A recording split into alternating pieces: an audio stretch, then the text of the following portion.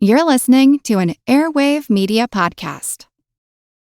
This episode is brought to you by Heyday. Feeling stressed? Take a moment for yourself with Heyday. Stroll through rows of golden wheat, tend to cute barnyard animals, and discover the joys of a digital farm retreat. You don't have to hop in a car or catch a plane. Escape to the farm at the tap of a finger. With Heyday, you're not just tending to a farm, you're tending to yourself. Heyday. Search Heyday, that's Hay space DAY, in your favorite app store. Heyday is a free-to-play mobile game and offers optional in-app purchases and random rewards. Hilton brings you new ways to stay, with experiences that let you capture the glory days.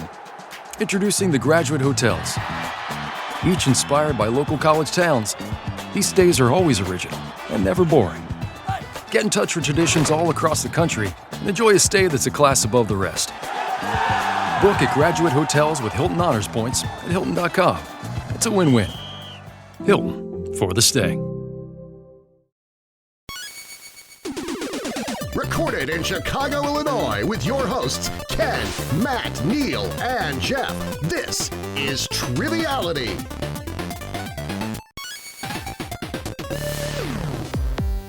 Hello and welcome to Triviality, the game where lack of seriousness meets a little bit of knowledge. My name is Neal. I'm here with Jeff and Matt. How are you, Jeff? Starting with you. Oh, I didn't know it was coming to me, except I did. But I'm good.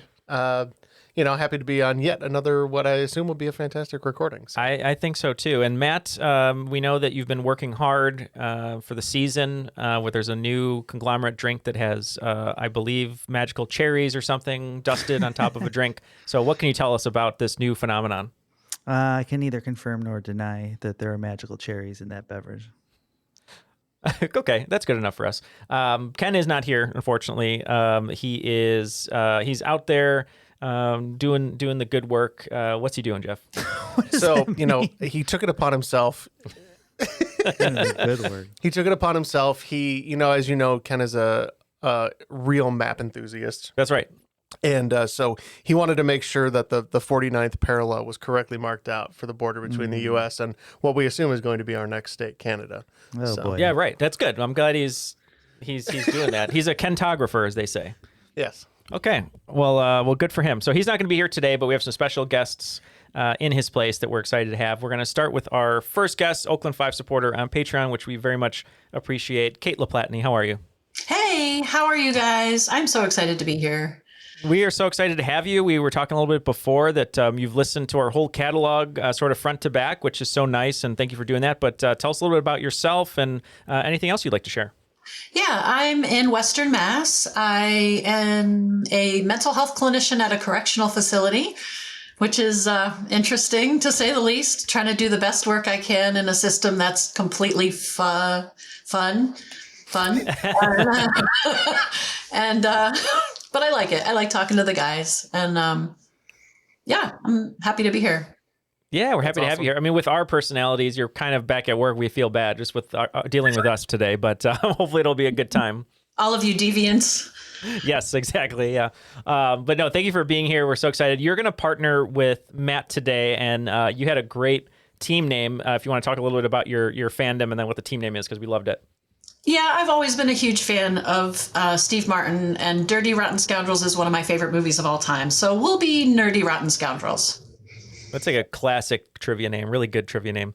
And Matt gave us our team name. First thing he said as he logged on today, which just brightens our day. But Jeff, we're going to be the Jerks.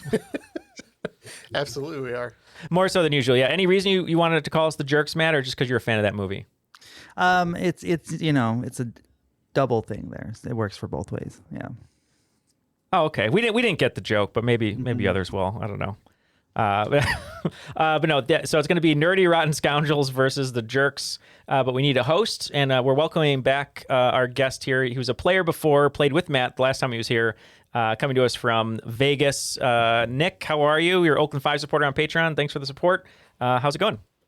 What's going on, guys? It's going well. How are you? Doing great. Tell us, or remind us, I should say, a little bit about yourself and what you got going on. Yeah, I'm Nick. I'm a senior in high school, graduating next 2-3 months. Planning to go to UNR for business management. That's awesome. Well, congratulations on the graduation. I guess you might be one of the youngest hosts for sure, right? we ever had. Yeah, that's awesome. So you don't really get a trophy, but it'll be brownie points. Hopefully that's okay. I was promised a gold star. We'll give you a gold star, but also this episode will be on the internet forever. So we got that. Sweet. Yeah, I think I guess until we die, and then no one's going to pay the hosting fee. But so That got grim. yeah, it got very grim there. But at least until we expire, your episode will be on the air. So Nice. thank you for hosting today's game. We're excited. Any preference on the rules read while we learn the rules? Yeah, can we get Gilbert?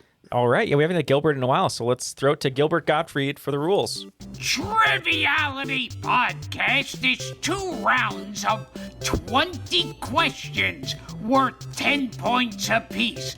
At halftime, there's a special swing round by this week's host. In the final round, players wager points they've earned for a chance to become the cream of the crop. Cream. Thank you, Gilbert. Classic rules read. We're hyped. We're ready to go. It's Nerdy Rotten Scoundrels versus the Jerks. Nick, take it away. All right. Question 1. In the late 2000s, many professional athletes and celebrities, including President Bill Clinton, wore bracelets made by this company. The company claimed that wearing their bracelets improved balance and reaction time. They were later to be proven a scam, as many lawsuits followed the company until it eventually declared bankruptcy in 2011. What is this company? All right, Neal. We know what it is. We can't think of a specific company name, but we know another company name, and we'll lock it in as a joke. Guess. Well, it could be right. You never know.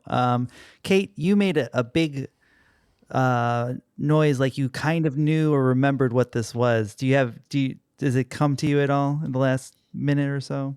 I think I remember seeing something like this in Dick's, and I thought it was called like Tommy something. They were like copper rings, and I thought they were called Tommy something, but I can't. That's the name that jumps out at me. Maybe that's coming out of somewhere else in my brain that has nothing to do with anything. But I can't put this together. I remember these. These were not Live Strong. That was Lance's, and they were not Silly Bands, and that's what I wore when I was in high school because I was a cool kid.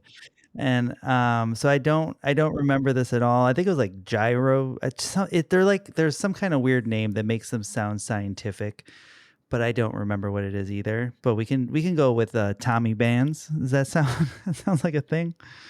I got nothing, and I don't know why that's leaping out, but I got nothing really. Similar. We'll go Tommy Bands. Yeah, and we just know Brett Favre. His knees seem to be getting better. His choice of words and who he deals with not so much. But we said isotoner because I think he wears isotoners. So. All right, well, all good guesses, but this was Power Balance. Ah, okay. Power Balance. Yeah, they were like these rubber bracelets that had like this little like metallic circle in the middle, and like they built their whole brand off of like a party trick where it's like, oh, you try to balance on one foot, and then they put it on, and then you all of a sudden just have like immaculate balance. But it was just all like a mental thing, and they claimed to have like real scientific research behind it, and it was just it was all fake. So they ceased operations, but they got the president to wear it, which is got to be good for them for something. Man. Well, I'm glad to report, Nick, that it looks like they came out of bankruptcy on the other side, because not only can you get a 100% surgical grade silicone durable power band right now, you can get them in Viper Blue for only $29.99. There you go. Dude, Viper Blue, let's go. Oh, sorry, Viper is the collection. It's just so. I like Viper Blue though. I think that's a better. They also Viper make Blue's mouth my new guards. favorite color. Ooh. If I was still playing football, I'd wear one. All right, question 2. In 2001, a writer coined the acronym BRIC, spelled B-R-I-C, labeled after emerging countries' economies in the world at the time. In 2010, another country was added to the acronym, forming the phrase BRICS. In 2023, these 5 countries began talks to create an international blockchain currency. Name each country in the acronym. 2 points for each country named. Now, Neal, I know you're a big fan of Brick Squad, so I think we can lock in. All right. All right. Matt, do you have anything here? I do. I'm pretty familiar with this. I believe it's Brazil, Russia, India, and China are the first four. And then the S was on the back of the World Cup. They heard the call of the Vuvuzela down in South Africa. And I believe that's when they added South Africa as the S in BRICS. Love that answer. We said the same. Brazil, Russia, India, China, South Africa. All right, everybody's getting full points here. It is Brazil, Russia, India, China, and South Africa. Nice job. I'm glad everyone got that countries answer. Everyone knew it. Me and Great Kate were job, right there with everyone. those answers. I know that for sure. Question 3. From the years 1972 to 1979, the Buffalo Sabres' most recognizable players, Gilbert Perreault, René Robert, and Rick Martin, played on the same line. This line would come to garner a classic nickname among hockey fans. What was the nickname of this line? I hear Gene Hackman is a big fan. Oh, we can lock in, even though I'm just going from the film angle. You go based on Gene Hackman as a clue. You know what this is? 100% on Gene Hackman, nothing on the hockey players. Matt, I think this would be the French Connection. Yeah, there's something a little je ne sais quoi about those players. So I agree. I think we can go with a French Connection. Yeah, Gene Hackman, Detective Popeye Doyle, and obviously hockey player Perreault running for president several times unsuccessfully. So we said the French Connection. Yeah, this is full points all around again. This is the French Connection. Nice. Didn't even have to know the hockey element of that one, which I love. Yeah, exactly.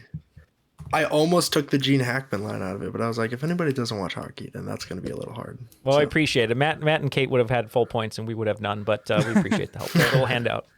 Yeah, of course. All right. Question 4. The name Bobby Darin might not be a household name anymore, but in the year 1959, you'd be hard-pressed to find anyone who wasn't familiar with the famous crooner's covers of the song Mac the Knife, which subsequently went number 1. As the song died down in popularity, a couple of clever marketing execs were over the moon to find a separate use for the song nearly 2 decades later, rewriting the catchy tune for marketing purposes. What was the name of the rewritten song, and what company used it for their ad campaign? Okay, this one haunted my dreams as a child, Jeff, so we can lock in. Yeah, so they're locked in. We're pretty sure on this. You remember the commercials, Kate? Yeah, this was the Creepy Moon thing from the 80s. The I believe it's Mac the Night. Mac Tonight, right? McDonald's. Yeah. Mac the Night. Yeah. Okay. Yeah, we agree. The creepy moon face with the Ray-Bans and the suit and all that. Yeah, that's we locked in as well. McDonald's. Man, you guys are killing it. It's full points again for everybody. This is Mac Tonight and McDonald's. Yeah, Jonathan Groff, if anyone's familiar, he was in the original cast of Hamilton and big Broadway star. His musical about Bobby Darin is about to open in a month or so and on Broadway. If you're a Bobby Darin fan. Yeah. I would like you to know that your Nightmare Fuel character, Mac Tonight, was portrayed by one of your favorite actors who usually dons the makeup, none other than Doug Jones. Wow, Doug Jones. That's classic. I didn't know that. Yeah, Directed by Steven Spielberg? Or Probably Michael Bay or David Fincher, to be honest. They did so many commercials. In the 80s, yeah. Dude, I would kill for a Mac Tonight Michael Bay explosion. That'd be so cool. Walking away in slow motion, yeah. Yeah. Just like in front of like a McDonald's. All right. Question 5. Hailing from South Sudan, Manute Bol is one of the tallest players in NBA history. While coming through the ranks of NBA stardom, Bol also had to rise to the ranks of the English language. This led to him using phrases that at the time were considered quote-unquote broken English. What term did Bol coin to take fault for his actions on the court, which is now a common English expression? Well, they're locked in. I know. Matt, I'm sorry. Do you know this right off the rip? Because I have an idea, but if you know it. I don't know it offhand, so let's discuss. What do you think? I was thinking for someone for whom English is their second language, maybe my bad. Like if they only know a handful of English words, that's a simple way to say I messed up and I'm sorry, my bad. which we say all the time now. I think Kate was on the same train as you were, Jeff, because I couldn't come up with anything, but you wrote down my bad right away. Yeah, all right. It is my bad. Yeah, I learned that from a YouTube short. I love you're getting the YouTube facts here because I love there's a deep dive on Manute Bowl. Yeah. I was shocked to find that out. I was like, oh, I gotta put this in. So after 5 questions, both teams missing the first question, but perfect the rest of the round. So 40-40 after 5 questions. All right, you guys are doing really well. All right, question 6. There are few things more illustrious and enticing than the motor racing Triple Crown. To capture the racing Triple Crown, you must win 3 separate races. One of them is the 24 Hours of Le Mans. What are the other 2? 5 points if you get it for each. Matt, you have anyone on this? No, so I'm pretty sure that one of them is the Indy 500. That's the other big one that I know. Most notable for the milk drinking, I believe.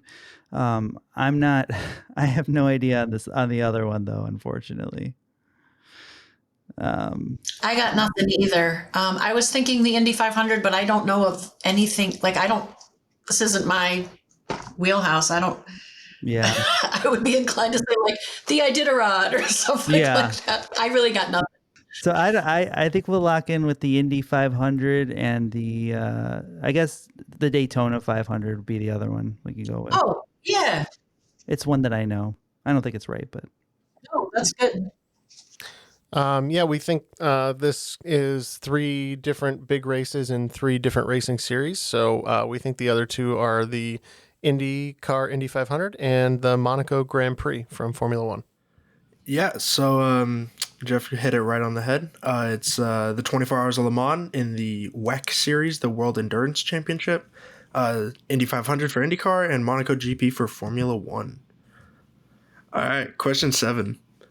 The game Minecraft gained extreme popularity in the early 2010s among children and young adults alike.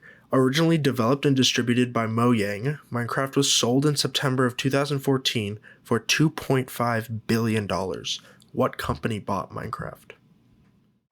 Yeah, I'm not too sure, Jeff. I don't know off the top of my head. I'm trying to think of the movie trailer because the movie with Jack Black and Jason Momoa is out or coming out. But you wrote down one answer, which kind of makes sense. Maybe we're just thinking about it too hard. So we're going to lock in. So they're locked in, Kate. Are you a huge Minecraft player? Not at all. I mean, I know what it looks like, but I'm not a gamer. I don't know. I was initially thinking of like gaming companies, and I don't really know it. But I wondered if it was something just like Disney. So I think this game, I believe, was exclusive to Xbox for a long period of time, and I think it still might be.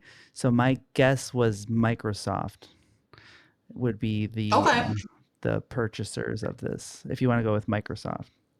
Yeah, you have the gaming expertise, so let's do that. And I've watched a 7-year-old play a lot of Minecraft in one period of time, so I'm familiar with this. Jeff? Yeah. Certainly, aside from being a big PC game, it seemed like they had exclusive rights to Xbox, so we said Microsoft. Yeah, you guys are correct. It is Microsoft. They bought it in 2014, and I was convinced, me in 3rd grade was convinced that it was the downfall of the game. Yeah. Yep. I was like, nope, it's over. They're going to stop adding cool stuff. Do you build stuff in Minecraft? Like that you... Yeah. You can... It's just basically like a sandbox survival type thing. You know, you can build a lot. Just playing with friends is really it's awesome. And any kid who grew up in the 2010s will tell you Minecraft and Fortnite are like their top games ever. Do you know what movie Fortnite's basically based off of? Have you ever seen it? No. It's a Japanese movie. It's really good. It's called Battle Royale. Battle Royale. Yes, I actually heard of that one. So check it out. It's very violent and brutal, but it's basically Fortnite. Nice. It's so good. It's very good, though. It's so good. Sweet. All right, I'll have to look at that. All right. Question 8. In the show Gilmore Girls, the character of Kirk serves a purpose of being a freelance human, basically, working in every kind of job around town. The man who plays Kirk, also known for being a freelance stand-in, typically of small CGI creatures in some of his brother's own movies. Who played Kirk in Gilmore Girls? We're locked in. My favorite was the episode where he was the bike taxi. Oh yeah, that's good. That was one of my favorite roles. I love when he makes the short films because they're so artistic. But yeah, thank you for asking a Gilmore Girls question. We're locked in, yeah. So I believe the brother is James Gunn. I don't think I know the brother's name. I don't know the name of the. We could. I don't know if Jeopardy rules apply when you're looking for brothers. We probably. But it's something Gunn. Yeah, it's something Gunn. All right, Aloysius Gunn. Yeah. I don't know. Domingo Gunn. Tommy Gunn. Tommy Gunn. Thomas Gunn. Let's go Steve Gunn. Okay. Right initials. You were so close. Yeah, we went with Sean Gunn. Oh. Yeah, Sean Gunn is correct. Yeah, he's I first heard of him because he was the CGI stand-in for Rocket Raccoon in the Guardians of the Galaxy movie. Voiced by Bradley Cooper, but actually physically played by Sean Gunn. And then he was also he also had a small part in his brother's Suicide Squad as Weasel, who will be making a comeback, and I'm looking very forward to that because that was the best part of that movie. All right. Question number 9. Known as the Cola Wars, C-O-L-A, in 1941, the United States ceased trade with Germany, including Coca-Cola syrup, the most popular soft drink in Germany at the time. This led to public outrage in Germany. The Germans quickly invented a new syrup, one to satisfy the public. This drink is now a top 10 soda consumed across the world and is extremely popular in areas like India and Mexico. What is this soft drink? We're locked in. We are okay to lock in. Oh, are you finally admitting Dutch boy is German? I'll never admit anything. I don't know what you're talking about. He doesn't have a real Dutch accent? Well, okay, these guys want to lock in. Kate, are you familiar with this? Not at all. I'm just trying to think of like unusual or foreign. Well, it's funny soda? because you don't think of the cola flavor of this drink. You think of more of the orange and the fruit flavors. I believe that Fanta started as a cola company. I knew that. I knew that was a German thing. Yep. Yeah. So we're gonna lock in with Fanta. Yeah. Just enjoying your that we want to lock in, and yeah, we agree. We said Fanta. Yeah, Fanta is correct. It was originally titled Fantasy, but to sell to other markets once the war was over, they dropped the C and just created Fanta. Yeah, but Mariah Carey had exclusive rights to Fantasy. So. That's right. Yeah, so I heard. All right, question 10. Mookie Blaylock was a point guard for the Seattle Supersonics. Blaylock stood a mere 6 foot, extremely undersized by NBA standards. A couple of friends in Seattle saw the success of Blaylock as an undersized player and took inspiration from it, naming their subsequent band Mookie Blaylock. However, as the band gained popularity, an executive forced the band to change their name before releasing their debut album, the title of which is a direct tribute to Blaylock. What band is this, and what is the name of the album in which they honor Blaylock? You need both for full points. We're going to lock in. Excuse me. We can lock in. No. Are you locked in? Do you need to call? We're locked in. Oh, man. Do you know this one, Kate? I have nothing. No, not at all. So I'm getting destroyed here. The album is 10, which was Mookie Blaylock's number. The band is actually, he's a big Cubs fan, Mr. Eddie Vedder. This is Pearl Jam. Yeah, I was doing a little potato mouth there for a second, but we said Pearl Jam. Yeah, Pearl Jam. Yeah, Pearl Jam and 10 is correct. Yeah, these last two questions, or not the last two, this question and the Gilmore Girls question were both direct shout-outs to my girlfriend for the Gilmore Girls question. She was the one who recommended that. It's our 1-year anniversary soon, so I love her. And then Mookie Blaylock, my dad told me that fact, actually. Nice. So he's a huge Pearl Jam fan. So was that the first time you told your girlfriend you loved her on the show? Hopefully not. No. No. That would be crazy. Okay. That would be crazy. I don't know if she'd be happy with that, but Yeah. Yeah, no, right? I was sitting in his F-150 and he was like, son, Let me tell you about Mookie Blaylock. You ever heard of the great Mookie Blaylock? You know why all your jerseys were number 10? You're just sitting in your F-150 and thoughts arise like butterflies. Yeah, right. And just to confirm that final question, it was just 10 points total, right? There wasn't any bonus points? Yeah. Okay. You need to have both, and you all have both. So Okay, great. After the first round, the scores are looking pretty close. As Matt likes to say, it is anybody's game. We have Nerdy Rotten Scoundrels with 75 points and the Jerks with 90. So very close. Before we get to the swing round, just wanted to thank all of our patrons, including Kate and Nick, for helping make the show possible. For as little as $1 a month, you can get all of the ads taken away, like this one. For as little as $5 a month, get all of our weekly bonuses of regular trivia and the crop drop. And just help support the show. Let us do cool things like Triviality minis and bonus episodes like The Sopranos and Star Wars and all that good stuff. So if you'd like to support the show along with Nick and Kate, go to patreon.com/trivialitypodcast. All right, Nick, what do you got for the swing round? just a clarifying thing before we start the bonus round, or the swing round. My dad, he drives a Tundra, not an F-150. Important. He'd get mad at. Yeah, he'd get mad at me if I told It is anybody important. he I drove will an say the F-150. Tundra has some great tie downs, so we want to make a clarification so we're not tied down to his dad's Tundra. Yeah, you don't want to be there. It's full of lumber. Yeah, your dad is the hacksaw Jim Duggan of truck drivers. Yeah, got some bed lumber in the full of back. lumber. Yeah, exactly. All right, so for the swing round today, I kind of spent a little bit of time racking my brain. I was like, I kind of want to make it something a bit personal to me, and what's more personal than my hometown. So I created a swing round, and all of the answers are going to share names with Vegas properties, casinos, and just other landmarks in Las Vegas. Very cool. All right, question 1. This bird, commonly found near the equator, make their nests out of mud. The casino is still the oldest in operation on Las Vegas Boulevard. Question 2. This is the second lowest level of the atmosphere and the tallest building in Nevada. Question 3. Iron oxide is the cause for the color in this stone, the center of a national park in Nevada. The subsequent casino is a local property, the closest one to the aforementioned national park. Question 4. This item may possess magical powers or be associated with the rightful sovereignty of Britain. It shares its name with a family-friendly casino that opened in the late 90s. Question 5. This is something that Jay-Z might do after performing his hit remix with Linkin Park. It is also the name of the sister property to the Wynn. Question 6. Frank Sinatra belts out the name of this casino at the end of every New York Yankees home win. Question 7.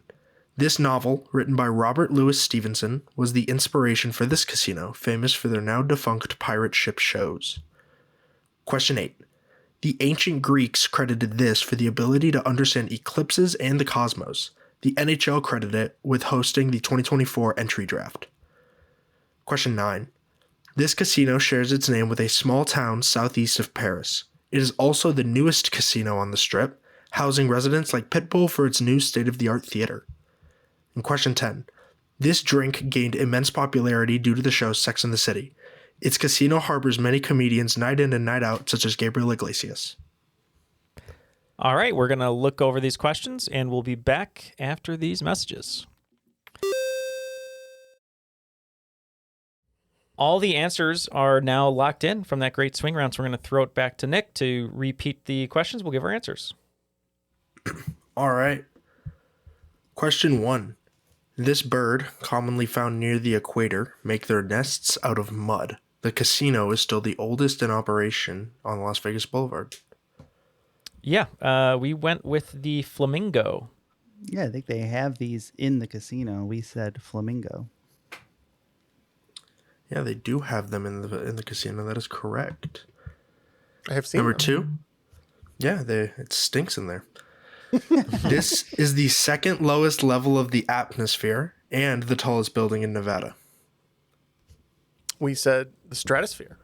Yep. We also said stratosphere. Yeah, it was recently renamed to just the Strat, but locals still call it the stratosphere.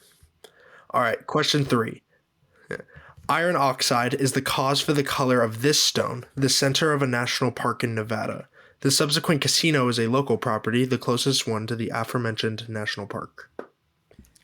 Yeah, we weren't sure if this was right. My brother goes to a lot of concerts. I think he's been to this place maybe, but we said Red Rock. I think that's a venue. So. Oh, that sounds way more correct. We said Sapphire, which I think is more of a gentleman's club. It is a gentleman's club. It's also more of a bluish color, but. All right. Well, one team to get it right. It is Red Rock. Nice job, Neil. The concert venue, I believe, is in Colorado, though. Colorado. That's right. He's been to Colorado. I know that's not out here. Okay. As for Sapphire, whoever said it's a gentleman's club is correct. That's right.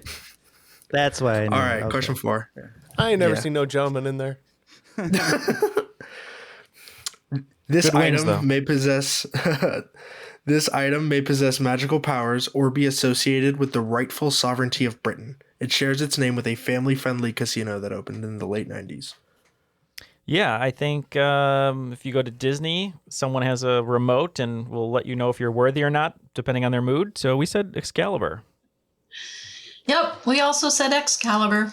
Yeah, Excalibur is correct. Also, if you want the best parking to go to Golden Knights games, go to Excalibur. Ooh, good tip. This is something that Jay-Z might do after performing his hit remix with Linkin Park. It is also the name of the sister property to The Win. Oh, okay. Now this makes sense, what we were talking about, Neil. Because Jay-Z could, as a singer, could potentially do an aria. Oh, I see. Okay. So yeah, we said aria. Oh, you don't know the classic Numb/Encore, the Linkin Park song. Yeah, it's Encore. Yeah, this is Encore and my favorite property on the Strip. Well, Win and Encore are the same, pretty much. If you go, you'll never know whether you're leaving one or going to the other because they have just an intricate amount of designer shopping malls that don't let you see daylight. I just remember this album. I love this album, and it had like a transformer on it. But I forgot Encore. Ugh, my bad. Yeah. All right. Question 6. Frank Sinatra belts out the name of this casino at the end of every Yankees home win. Yeah, I think this is where Coyote Ugly used to be, where you get water splashed in your face. We said New York, New York. Yep, we also said New York, New York. New York is correct. They recently changed it from what I heard. I didn't bother changing the question because I was too tired to look up whether that was true or not.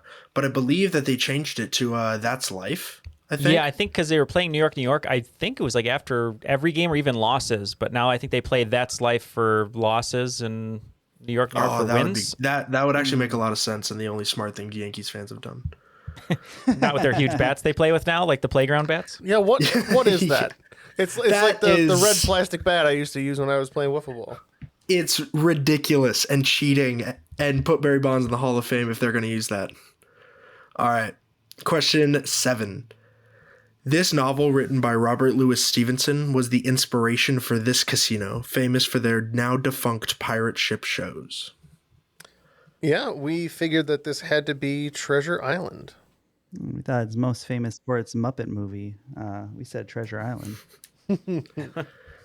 Yeah, Treasure Island is correct. I miss the pirate ship shows. I wish they would come back. They still have this like huge like Black Pearl type ship outside the casino where they used to like do like all these like big like it was so cool. It was so cool. All right. Question 8.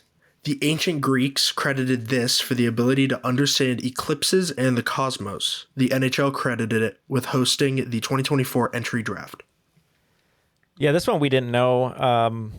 We knew we're a bit of hockey experts with the French connection, obviously, in their nickname, but we didn't know where the draft was, so we just picked a random property, and we thought maybe they learned it from Mirages, so we said the Mirage. And Matt guessed the Sphere. I didn't know about this one, but we said the Sphere. Yeah, one team getting full points here. It is the Sphere.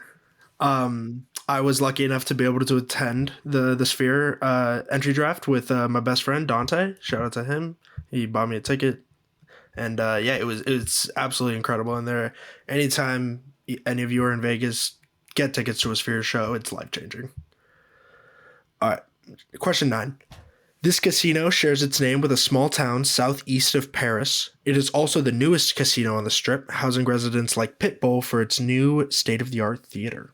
This one took us the longest, but we think we got it with Fontainebleau. Yeah, unfortunately, I haven't kept up with where Pitbull's playing outside of that Walmart in Alaska, so I'm not too sure on this one. So we think it's what they're going to name it in 20 years after he's a Hall of Famer. We'll say the Wembanyama.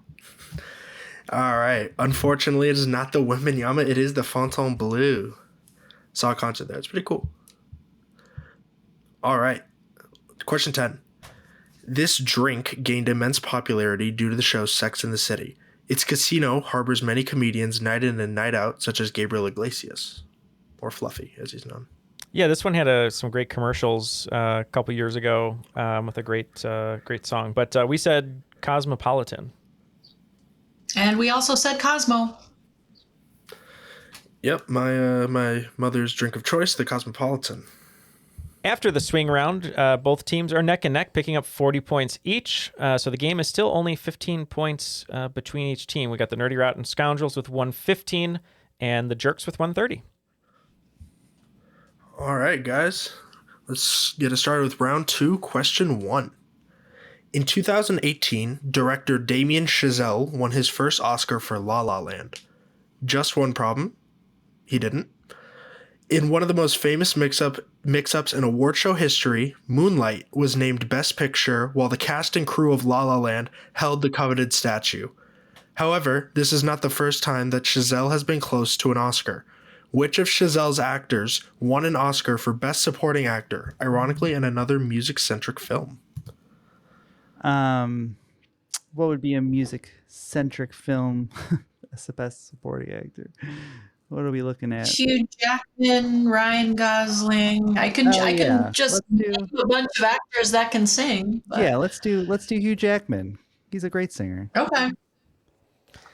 Yeah, not quite my tempo. I wanted to make that joke. Yeah, we think this is the man who won the Oscar and started helping us with our insurance for farmers. We said J.K. Simmons, Whiplash. Yeah, they are correct. It is J.K. Simmons for Whiplash. He also played a small role in La La Land, actually. It seems like Chazelle has a type.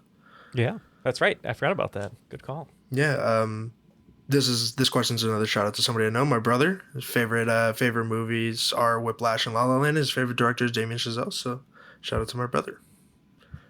All right. Question number 2. Many people know that pizza dough is created with a mix of simple ingredients. Flour, water, yeast, sugar, and salt are typically mainstays. However, in the beginning of pizza consumption and invention, what common type of bread was used as the first pizza dough? What are you thinking, Matt? So I'm thinking something Italian, right? Because it originates somewhere around Naples, right? That's the origin of pizza, I assume, from what I recall. I was wondering if it's a pita, if it's pita bread, which is Greek, but close, geographically close. It's a flat bread. Yeah, and it's almost like if you look at like what like a flatbread is made out of, like the more modern flatbreads. They're not necessarily like pizzas, but it's more like I think it's like focaccia, which I think is a flat Italian bread. That was my first inkling. Focaccia is also super delicious. It's a tasty bread. So maybe they put some sauce on it and called it a day. Focaccia? Mm-hmm. You want to go with that? I'm leaning that way, yeah. Okay. But if it's pita, I owe you one. So that's all right. I don't know if I'm any more sure than you are. So we'll flip a coin. And no, let's go with focaccia. Okay. Yeah, we weren't too sure. We wrote down flatbread, but we didn't know like what the actual bread would be called. We put like naan, which didn't really seem Italian. There's one type of bread we see on Bake Off all the time that's really thin. Maybe it was, I don't know. We just thought maybe phyllo bread, but I think that's for like baklava, right? Yeah, that's like really, really thin for patisseries. All right. Well, both good guesses, and one of them happens to be right. It is focaccia bread. Yes. Yeah. Oh, thank you, Matt. As soon as And why did we came stop? out, I was like, "That's Italian." Yeah. Focaccia pizza sounds so good. Why did we stop doing that? I bet it's great. Yeah. I blame Papa John. All right. I do, but for more than just making bad pizza. Yes. Making bad comments as well. You need to All right. propose that for your job, for your company. Yeah. They'll listen to me for sure. Start All a focaccia line, right? Let's do it. All right. Round 2, question 3. Quote, I am now become death, destroyer of worlds, unquote. Many of us will recognize this as a famous quote spoken by J. Robert Oppenheimer. However, what some may not know is Oppenheimer himself was quoting an excerpt from a book written in Sanskrit. In what religion is Sanskrit a sacred language? They're big Oppenheimer heads over there, so I guess, if Sanskrit, you're looking at potentially either Hinduism or Muslim, right? Would be the two. Those were the two things I wrote down. Yeah. Are you even 51-49 in either direction? I lean Hinduism. I feel like I've researched this phrase before, and I think it was for a trivia question, and that's what is sticking in my head. Okay. And Hindu is what I immediately wrote down. That was the first thing that popped in my head. So why don't we go with that? Let's go with it. Yeah, pretty sure this is a quote out of the Bhagavad Gita. And so we said Hinduism. All right. Full points for everybody. It is Hinduism. Nice. He even cited as evidence. I'd never heard of that.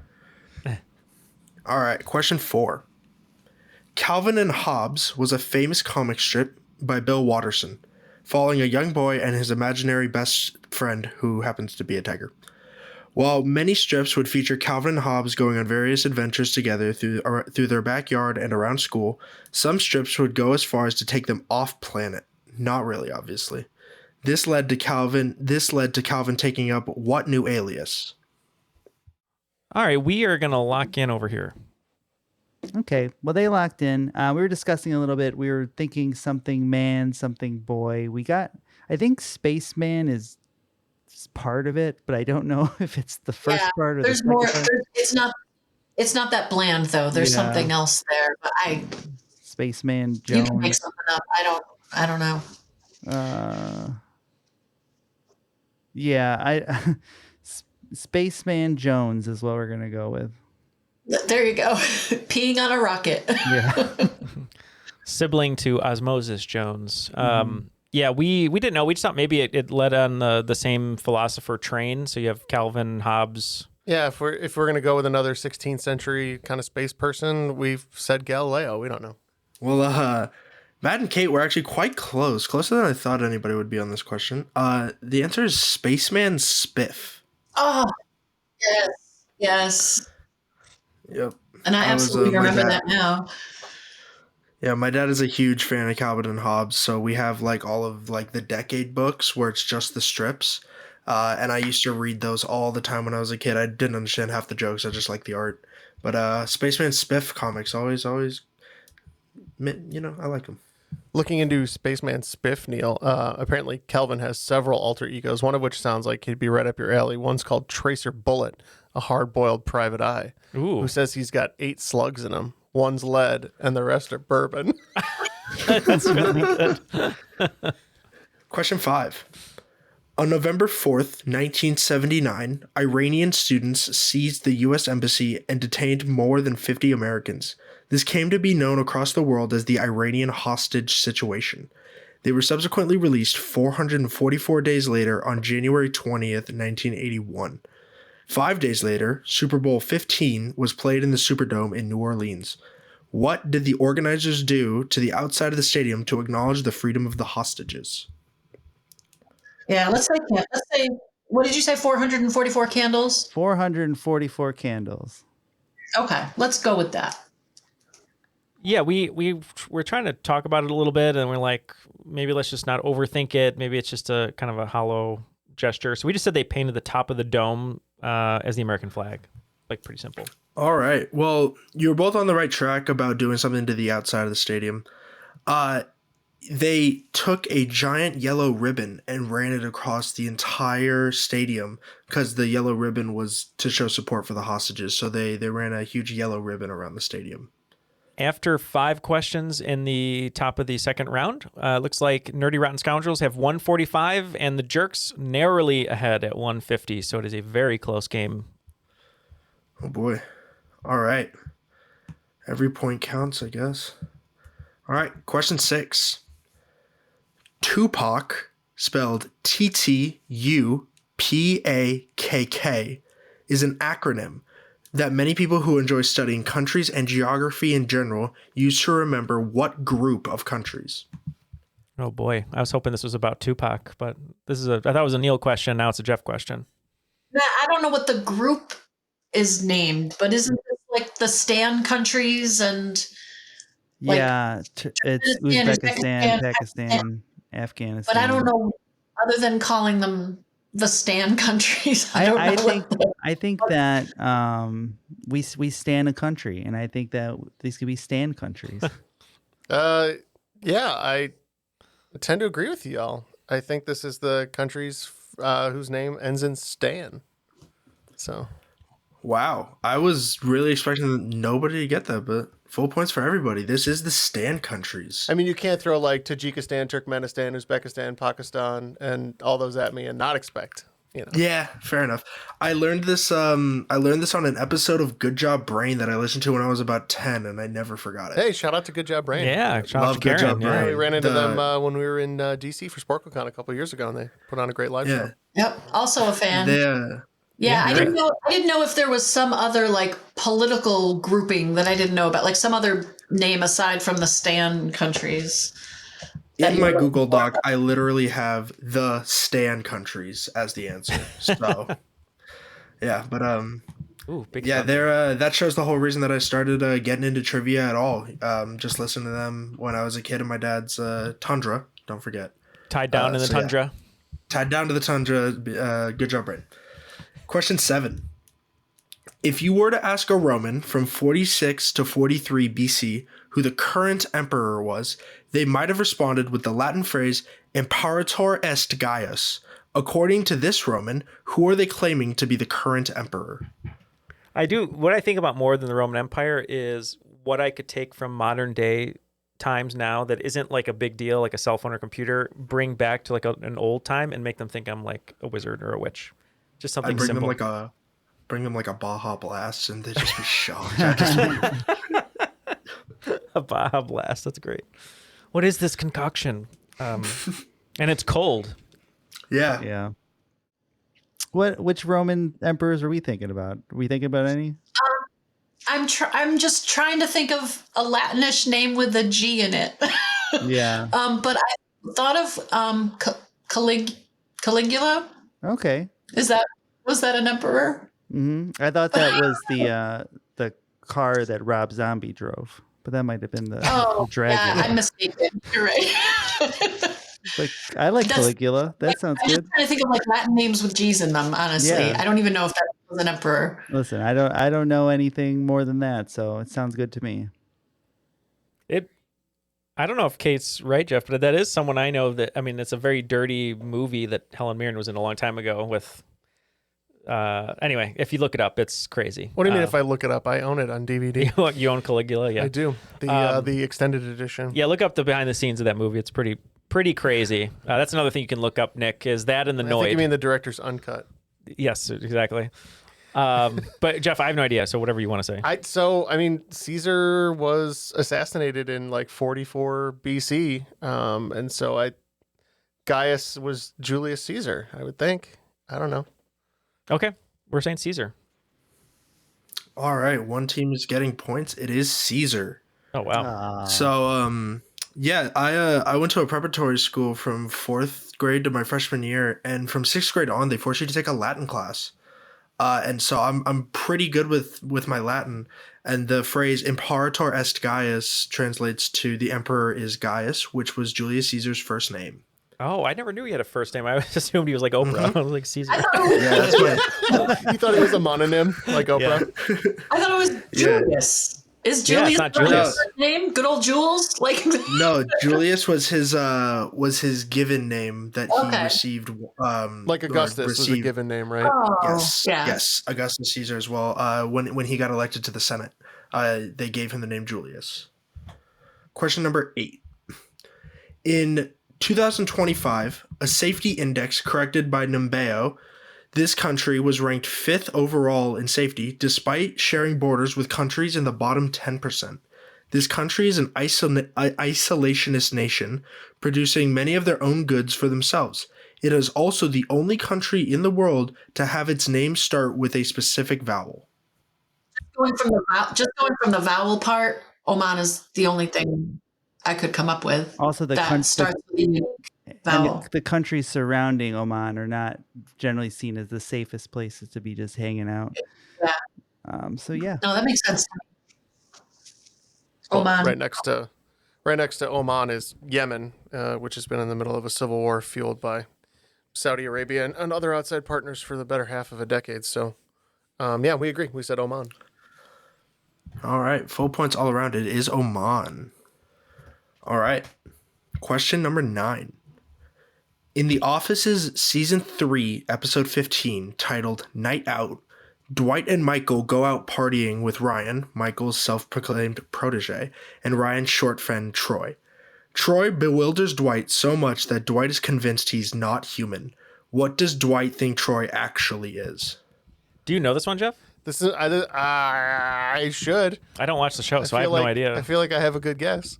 Okay, I mean, I trust you because you and Matt are the ones who watch the show. I don't know. Oh man, I stopped watching it when it went like exclusively to Peacock, and I have not seen it since because I'm cheap and I already have like 12 streaming services. So he says that he's a Tolkien character, and I'm trying to remember if it's a hobbit or if it's a dwarf. I think it's a hobbit. I think that's meaner. I don't know. The hobbits are mostly like just hanging out, eating food, Hobbits smoking are cool, pipe weed. Yeah, but Troy's a Yeah. little skinny guy. He's not like a big hairy guy. So my thought was that he would think he was a hobbit. I think you're probably right that he thought he was a hobbit. I don't know why this stuck in my head, but I thought maybe he said he was a leprechaun. All right, yeah, Matt knocked it out of the park. Dwight was convinced that Troy was a hobbit. Did anyone famous play Troy? I don't know this. No, not really. Oh, okay. Fun fact about Troy, though, he shows up like multiple times as different characters in the show, and they just never address it. Like he's That's just pretty like common recast for sitcoms, honestly. Yeah, he's just like recast like 4 times as like different side characters, and Troy was the only one where he had speaking. I would like you to know that adding to the Hobbit flame here, Troy's last name in the show is Underbridge, which is a pretty Hobbit sounding last name. So. That's awesome. All right. Question 10. Many people know that 1985's Live Aid was the most watched live music performance of all time, peaking at a whopping 1.9 billion with a B viewers. However, that only ranks 5th all time in peak viewership amongst television broadcasts. What broadcast currently holds the number 1 spot, recently taking the place from the 1996 Summer Olympic Games opening ceremonies? Okay, they're locked in. And we kind of were going back and forth between a wedding and a funeral, as people do. We're thinking potentially the Queen's recent funeral, and then also what was the other one? The wedding. I wondered if it was the royal wedding with Kate Middleton and yeah, but Yeah, I remember that wedding? being a big deal. The red wedding, yes. Well, a little different. But I think we're going to end up going with the Queen Elizabeth's funeral. That's a great insight there. We didn't even think about that. We just know that for one of the projects I worked on recently, that I think a lot of people think the Super Bowl is always the most televised event, but it just gets completely smashed by the World Cup because more people care about soccer than American football. So we just said it was the latest or the Lionel Messi World Cup, so 2022 World Cup.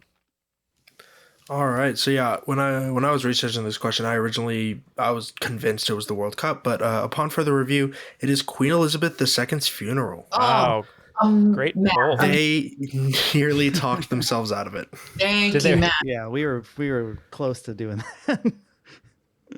With that beautiful poll by the Nerdy Rotten Scoundrels, you have taken the lead, 185 to 180 going into the final round. So 5 points separate both teams. So we're going to see very soon who will be today's cream of the crop. But before we do, Jeff, we love making bonus content for everyone. We love getting rid of ads for everyone. And the best way they can do that is by going to patreon.com/trivialitypodcast. We put out a lot of content, don't we? Yeah, we do. Absolutely. So in addition to all of our regular main feed content, which Neal said, you can get ad-free for as little as $1 a month.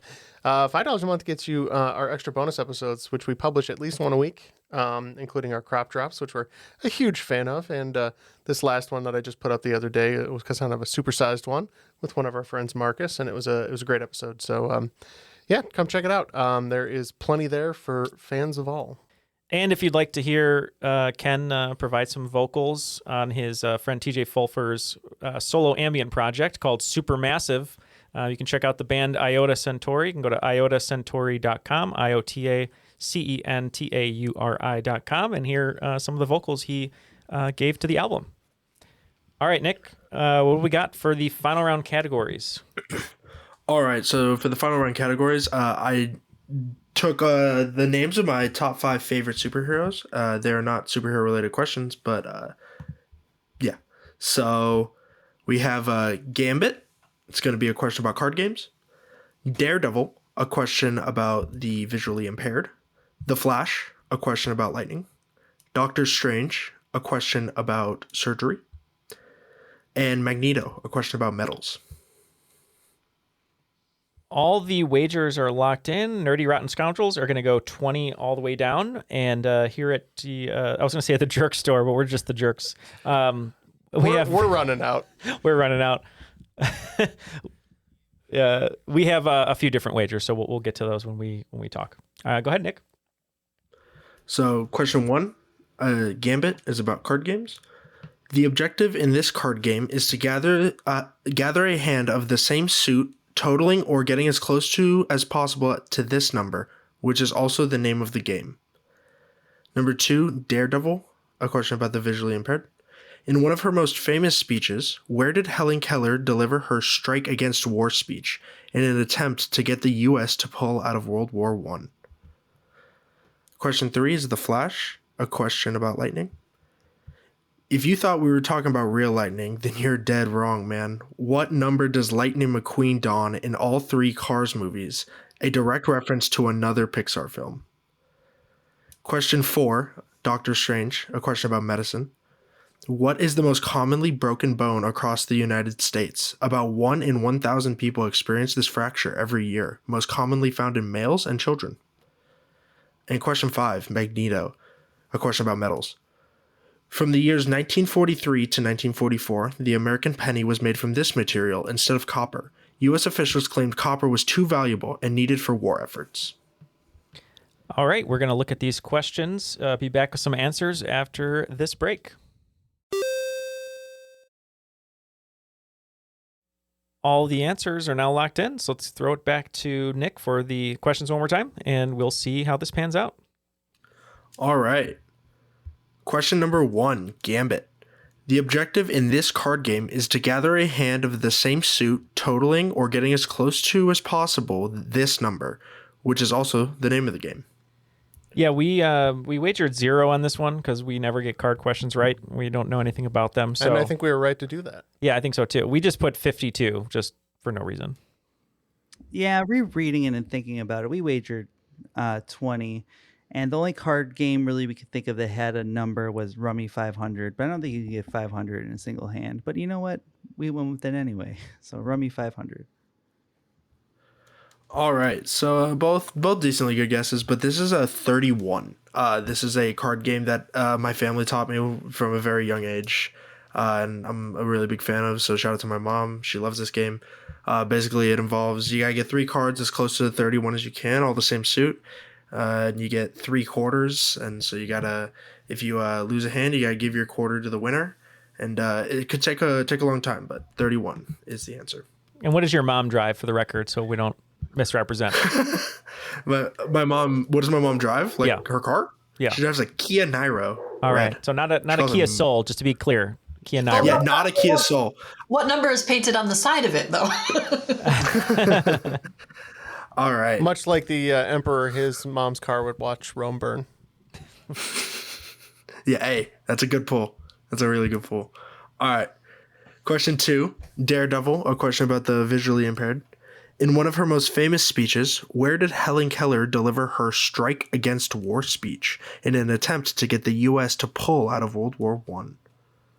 This one, we didn't know off the bat, and we just probably played too much into game theory, but we figured Daredevil, his hood is Hell's Kitchen, which is New York City. So we said New York City. Oh, if we need a venue, then maybe Carnegie Hall? Or Madison Square Garden. Yeah, Carnegie Hall. Yeah, well, Carnegie Hall. All right, we wagered 20, and game theory sounds good. I don't know, somewhere in Hell's Kitchen, but we ended up going somewhere in the nation's capital, and we said the National Mall. Okay. Yeah, so Carnegie Hall is correct. All right. Question 3, The Flash, a question about lightning. If you thought that we were talking about real lightning, then you're dead wrong, man. What number does Lightning McQueen wear in all 3 Cars movies? A direct reference to another Pixar film. Yeah, but this one, Jeff, you had. Oh, yeah, 95. Wow. Kachika. Wow. Yeah.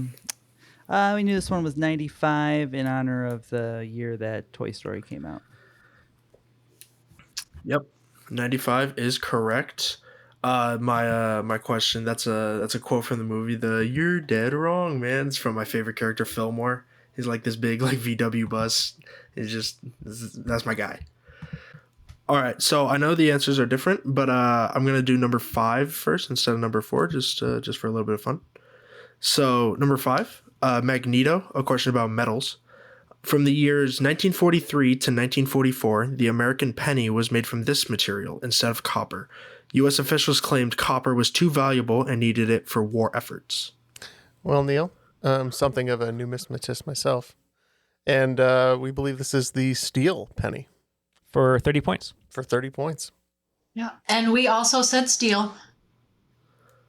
All right. Yeah, steel is correct. Both sides getting their points there. I also would have accepted zinc. I know that Kate was talking about, or Matt was talking about zinc, or somebody over there was talking about zinc. I also would have accepted that because they were nice. They were zinc-plated steel pennies. So zinc also would have been an acceptable answer. But once the plating wore off, they would rust, and hence the reason you don't see a lot of them not in they're mostly in collector's hands at this point. So. Yeah, that too.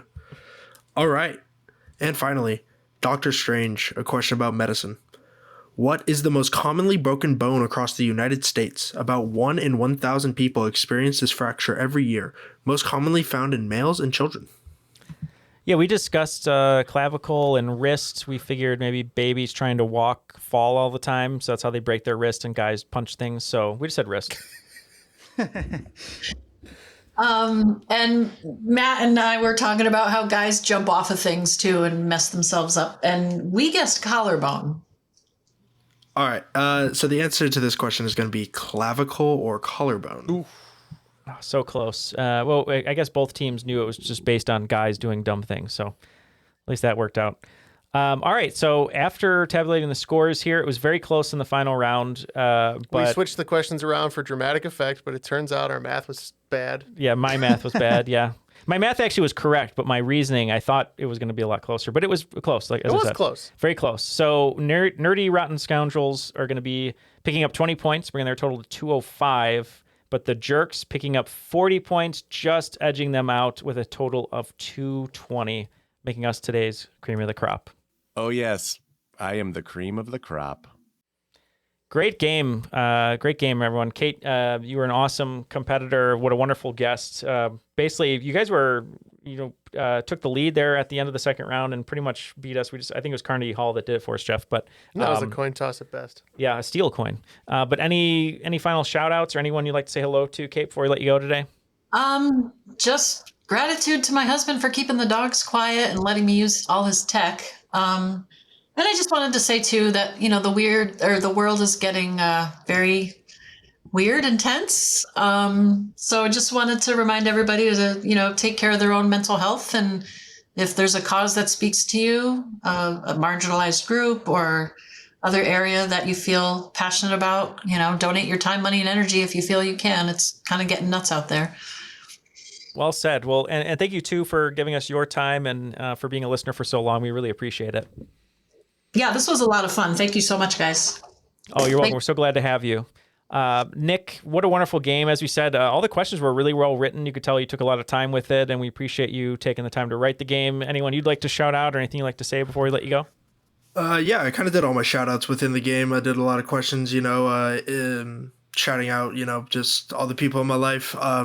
Again, shout out to my girlfriend. It's our 1 month anniversary in about a week or so. Or 1 year anniversary, sorry. 1 year anniversary. I love her. She's the best. And just my mom for as well, keeping my dog quiet. It's been really fun, and hope to be back soon. Oh, well, yeah, thank you so much. And unfortunately, since Matt was on the losing end of the game today, he will have to be tied down in your dad's Tundra. So we'll put you in contact with each other. Matt. Yeah. No, that was such a fun game. Thank you so much to you, to all of our patrons. Matt, anything before we go? No, I have nothing to add. Thank you, Neal. You're welcome. All right. Well, for Kate and Nic, Matt, Jeff, Ken, who is canographing somewhere on maps and whatnot. We're going to go with that. We're going to go with that. My name is Neal. That was your latest episode of Triviality. And please avoid the noise.